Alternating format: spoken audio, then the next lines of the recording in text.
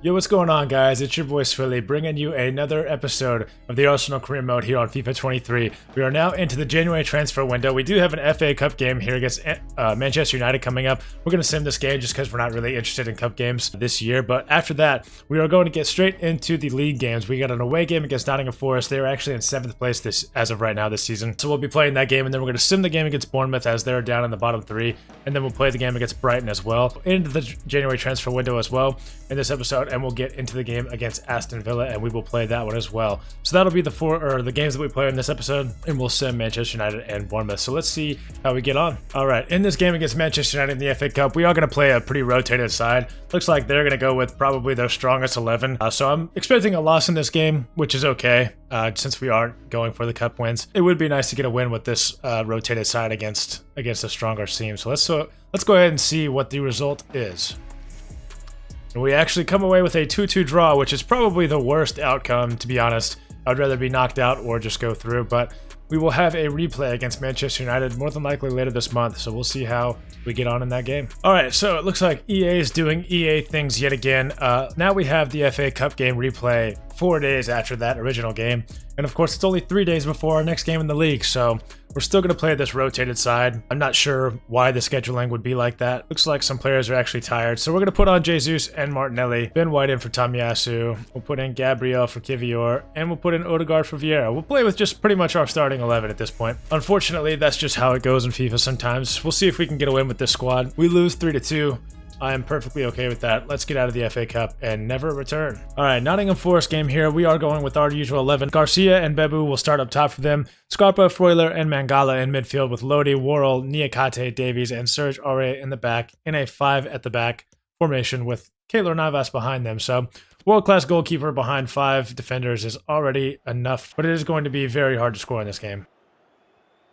Jesus finds a pass back out to Saka after he received it from Saka. We're going to look to find somebody in the middle here. Saka making a nice run. And it does not seem to matter whether or not we change the setting to help us or not. Zinchenko with a pass down here to Martinelli. Martinelli's going to go with a shot and puts it just wide of the post. Best chance of the game so far. But unfortunately, we are still without a goal. Offsides trap. Surely Scarpa's offside. Of course he's not. Ramsdale makes the save. I mean, I don't understand. Surely he was offsides right there. What the hell is the point of an offside trap if he is not offsides right there? I've had a very frustrating couple of days with FIFA. And then that happens. Like, that doesn't make any sense. Saka finds Jesus running through. Jesus surely is going to put this in the back of the net. He shoots it right at Navas, and then it goes off of him for a goal kick. The shot error slider is at 54 or 57 or something like that. Not at 90. There is no way that ball gets shot right at Navas. Jesus finds Saka out wide. Saka's going to look for Jesus back inside. Jesus is going to look for Jorginho. Finds Saka. Saka's going to go for a shot. Navas is able to save that one as well. Saka's going to wind up for a power shot and shoots it, I mean, to the fucking moon, almost, but that's alright. We'll get it next time. Alright, and that was the end of the first half. We're already into the second half here against Nottingham Forest. Still 0-0. We really need to pull through with a goal here. Aurier tries to go for the fucking cross of the century, and Zinchenko knocks it out for a throw. Of course, that ball gets through. And of course, that ball gets through. Arsenal goal kick. Zinchenko finds Martinelli through here. Defender takes a bad angle. Martinelli tries to find Jesus in the middle. And it gets tackled. Alright, we've got a few substitutions here. Nketiah on for Jesus. Vieira on for Odegaard. And I believe there was one more made. Tomiyasu on for Ben White.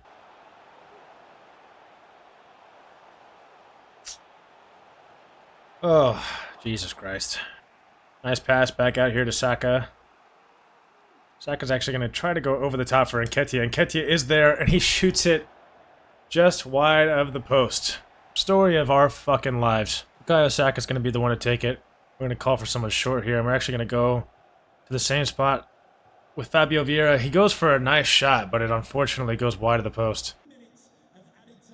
Nketiah finds Martinelli over the top. If Martinelli can get some pace behind his run, he might be able to find the back of the net, and he does. Gabriel Martinelli in the 92nd minute finds a winner for us here in this game. What a frustrating game of football that was. But somehow, some way, we come away with a goal. And it is our main man himself out on the left wing, Mr. Gabriel Martinelli, that finds the back of the net and gets us 3 points away from home here against Nottingham Forest. We've had some pretty infuriating games of football over these last couple of weeks, but somehow, some way, we are able to come away with a win in that game against Nottingham Forest.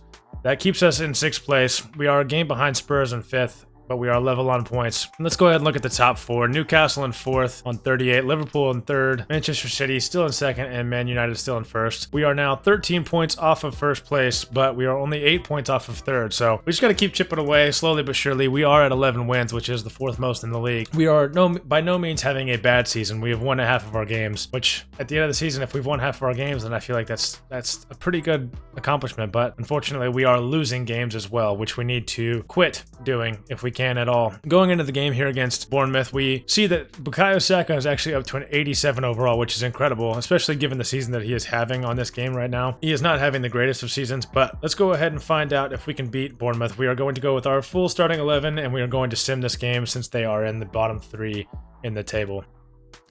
And we actually end up coming out of this game with a 1-1 draw, which is, of course, not the result you want to see. And it looks like Jorginho took a penalty and missed it as well. That draw against Bournemouth sees us into 6th place in the table. We are actually about to head into our game against Brighton, so we are a game behind some of the teams ahead of us. But with the win here against Brighton, that'll only put us into 5th place. So we really need a win here, and we really need one bad. We are going with our strongest 11 here against Brighton, and this is how they are lining up. Asmoon up top with McAllister behind him, Matoma and Sarmiento out on the wings, with Pascal Gross and Jacob Moder in midfield, Estupiñán, Lewis Dunk, Adam Webster, and Diogo Dalot in the back for them, with Robert Sanchez lining up behind them in goal. This will be another difficult game, but a game that I feel like, again, we should probably be winning. Wow. I was not expecting that pass to get all the way across. Sarmiento with a fantastic cross. Trossard, nice turn. I'm going to look for Martinelli outside. I'm going to try to get him to cut inside, and somehow he fucking can't do it. And it's going to be out for a goal kick for Brighton. Saka is going to be on a break here. We are just going to run as far as we can with him. The defenders are not stepping up. Don't know who this is, but he is tracking back very well. Jesus makes a nice turn. Goes for a shot. Should have probably stepped forward a little bit, but shot is blocked out wide. Saved out wide for an Arsenal corner. Trossard finds himself with the ball in the middle of the box. Takes a shot on goal, but it is directly at Robert Sanchez. Jesus makes a nice turn. Finds Trossard in the middle of the box. And he is unable to get the shot off.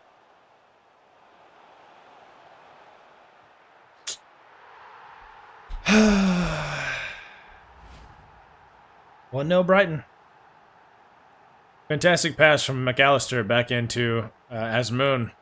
And Ramsdale just... I'm not even sure what that animation is as a goalie, but probably should have been able to do a little bit better than that, surely.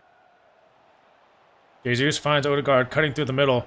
And Odegaard gets the shot away and is actually able to get it past Sanchez. That is exactly what we needed.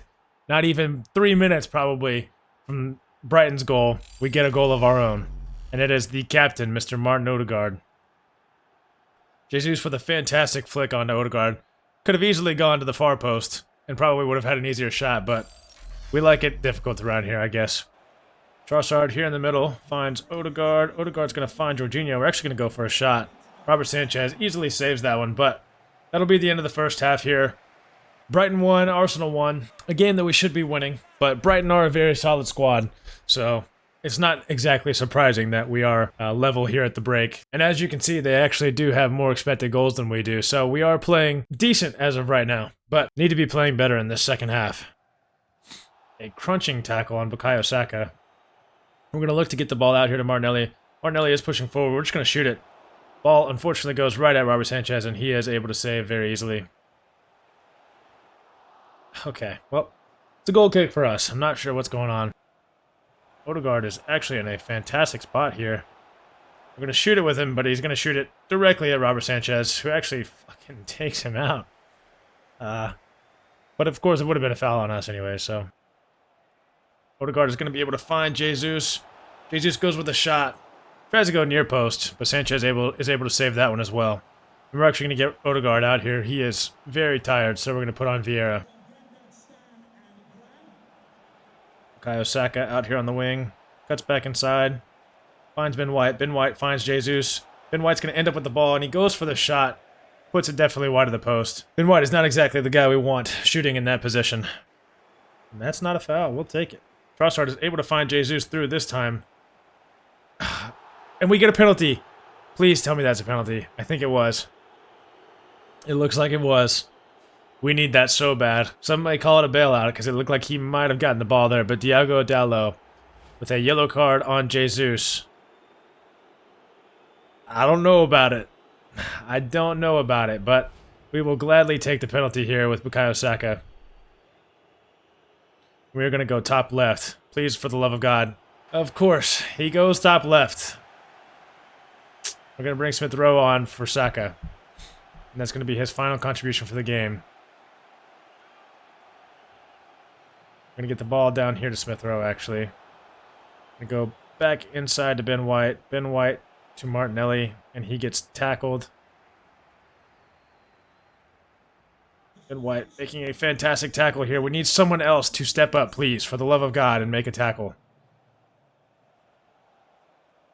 Gabby Jesus finds Vieira through. Vieira takes a heavy touch. Smith Rowe makes a fantastic tackle. Please, Smith Rowe. Please, Smith Rowe. Yes, sir. That is exactly why we brought you on. What a fantastic play by him. Making the tackle. Jumping into Mikel Arteta's arms. Wow. I cannot believe that just worked out how it did. I was ready to give up. I was ready to just say, all right, well, it's 1-1. And that's going to be the game. But Smith Rowe makes the tackle, takes his time, and slots it into the left side of the net. Not much Robert Sanchez could do about that one. His defenders let him down. And we come away with a 2-1 victory here against Brighton. And Smith Rowe is ecstatic. Second goal of the season. What a finish to this game. And that was indeed the final touch. Very stressful game, to say the least. I was worried that we were not going to get the win there. But we come away with a massive 3 points. And I really don't want to say it just yet, but I feel like that could be a massive turning point in our season as well. And the headline says it all. Smith Rowe's dramatic late goal seals Arsenal win. Indeed it does. And it also seals us into 5th place as of right now in the league. We are now only 3 points behind Newcastle in 4th place. We are 8 behind City, 10 behind Liverpool, and 12 behind Manchester United. We have a lot of ground to make up. But if we can continue the pace we're on, I think we might just be able to do that. We are more than likely going to have to win the majority of our games for the rest of the season based on the pace that Manchester United are setting right now. But I believe in this team, and I think we can do it. Let's go ahead and move into the next game here against Aston Villa. And here are the lineups for today's game against Aston Villa. Our starting 11 is going to stay mostly unchanged from the last game, but we are going to give Emil Smith Rowe the start ahead of Trossard in that left central midfielder role because of the late game heroics he had in that game. The Aston Villa squad, who has Robin Olsen in goal, Matty Cash, Konza, Chambers, and Moreno in the back, with Kamara, Ceballos in holding midfield roles, Buendia, Coutinho, and Rebic behind Dominic Solanke up top. And of course, they are led by Unai Emery himself, the former Arsenal man. Emil Smith Rowe, not even a full minute into the game, already gets a yellow card. He got a little excited there. Thought he could make the tackle, was unable to. So now he's got to be careful for the rest of the game. Smith Rowe finds a nice pass out here to Martinelli. Martinelli is pushing forward. He's got rapid pace, and he's able to get around Matty Cash without much fuss or without much trouble at all. And then slots it up into the upper 90 of that right side, past the goalkeeper. Olsen did not stand a chance in that one. And again, it was just the blazing speed. I mean, that's what Martinelli is known for, is his speed. And he's able to get past Matty Cash with relative ease. He's able to slide into the back of the net. Arsenal up 1-0 within 5 minutes. And Martinelli may be on the break again. He has gotten past Matty Cash yet again here on this wing. Finds Smith Rowe. Smith Rowe with the shot. And Smith Rowe finds the back of the net as well. Arsenal up 2-0 within 10 minutes of this game starting, and both goals are because of Gabby Martinelli on this left side. Matty Cash has been unable to do anything against him, and he cuts it back to Smith Rowe. Smith Rowe finds the back of the net. Past Olsen yet again. Unai Emery is not very happy about this at all. Fantastic save by Ramsdale. Solanke found himself in the middle of the box with the ball at his feet, and he was able to get a shot off, but fortunately for him, Ramsdale was able to make that save. Ramsdale is kissing the post. Hell yeah. Whatever you got to do to make some more saves, brother. Odegaard tried to find Smith Rowe through. And unfortunately, Saliba is passing it directly to them, so that's not going to help us. Ramsdale with a fantastic save. Gabriel went in for a tackle and completely missed. Saliba is up to win that header very nicely. Not sure who he was looking for there. But we do find it. Jorginho down here to Smith Rowe. Smith Rowe out to Tierney. Tierney is able to hold on to it well. We're actually going to go for a cross here. Gabby Jesus up for the header. Actually wins it as well. Olsen is fortunate to get down to that one. Finds Smith Rowe again. He's going to push it out here to Martinelli. Martinelli finds Jesus. Jesus is going to turn around and find Martin Odegaard. Martin Odegaard slots it in off the post. And that is going to give us a 3-0 lead here in the first half. With 3 separate scores, Martinelli, Smith Rowe, and then now Martin Odegaard as well. And again, it's still coming from that left side. Martinelli passed it into Jesus. Jesus is able to find Odegaard. So now we're just going to need to get a goal from the right side, Mr. Bukayo Saka. We need one from you. End of the first half, Arsenal up 3-0 over Aston Villa. And this feels very nice because if you remember in the earlier episodes, we actually lost to Aston Villa by 4-1 at Aston Villa earlier this year. So this is a very good feeling we're having right now.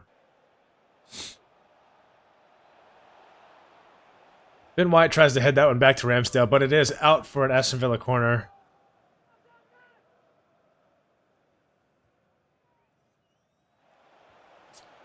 Martinelli tries to head that one away. It bounces around the middle of the box, and Ante Rebic is able to put it in the back of the net after it falls to him very, very kindly with no one else around him. Martinelli's header should have been much better, but he is a little bit unlucky for that ball to fall just perfectly to Rebic with nobody else marking him. And Aston Villa have one back.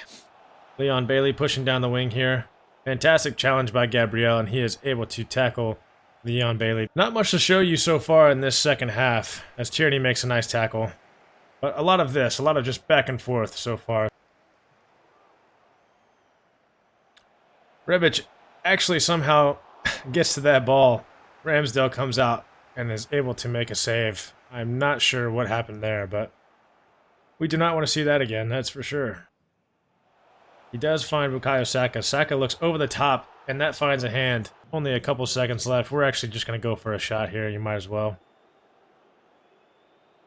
Put a lot of power behind it. Yeah, no shot that was ever going to go in. But that's okay, because we are walking away from this game with a 3-1 victory. Again, not much to show in that second half, really, besides the Aston Villa goal. It was a bunch of just us turning it over to each other over and over again. But that doesn't matter. We don't care. As long as we get the 3 points, we are okay with that. And that is what we do here with 3 goals in the first half against Aston Villa. And that game actually puts us level on points now with Newcastle United. They do have a game in hand, though, but we are on 44 points each. So if they lose, then we have the upper hand on going ahead of them after these next few games. We're only 5 points behind Man City now and only 7 behind Liverpool, but again, they do all have a game in hand. So we just need to keep pushing. We need to keep doing what we're doing. We've been doing good. Looking ahead to the next episode now, we've got West Ham and Newcastle are the last 2 games in this month of February.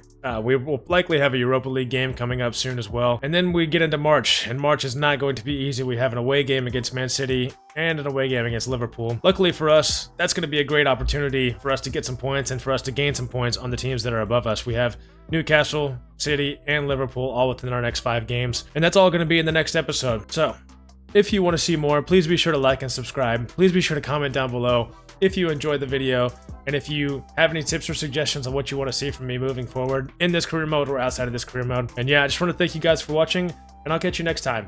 Peace.